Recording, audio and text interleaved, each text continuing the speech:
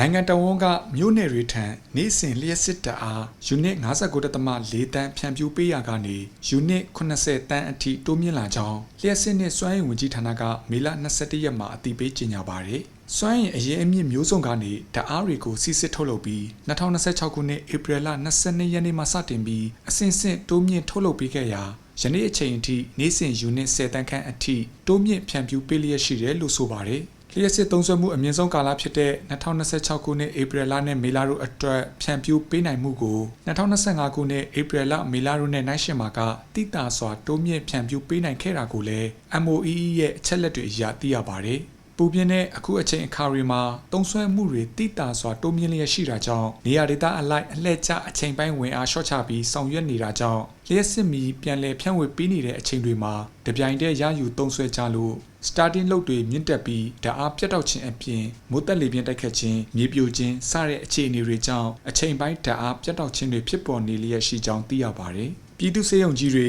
အရေးကြီးဌာနဆိုင်ရာတွေ LNG နဲ့ဓာတ်အားရယူထားတဲ့စက်မှုစုံတွေစီးပွားရေးလုပ်ငန်းတွေထံအချိန်ပြည့်လျှက်စစ်ဓာတ်အားဖြန့်ဖြူးပေးထားပြီးရုံးပိတ်ရက်တွေမှာအများပြည်သူထံလျှက်စစ်ဓာတ်အားပုံမှုဖြန့်ဖြူးပေးလျက်ရှိပါတယ်။ဓာတ်အားသုံးစွဲသူတွေအနေနဲ့လည်းတဦးချင်းစနစ်တကျသုံးစွဲဖို့လိုအပ်တယ်လို့ရည်ရွယ်ချက်ရှိစွာလျှက်စစ်ဓာတ်အားပြုံးတိမှုဖြစ်ပေါ်စေရေးဆောင်ရွက်နေမှုတွေကိုတိကျစွာတိုင်ကြားလာမှုတွေအပေါ်ထိရောက်စွာဖြည့်ရှင်းပေးလျက်ရှိရာအခုရက်တပတ်အတွင်းတိုင်ကြားသူတွေကျေနပ်မှုရှိတဲ့အထိဝန်ဆောင်မှုပေးနိုင်ခဲ့ခြင်းဖြင့်ပြည်သူတွေဓာတ်အားတိုးမြင့်ရရှိစေလျက်ရှိကြောင်းထုတ်ပြန်ထားပါတယ်ခင်ဗျာ။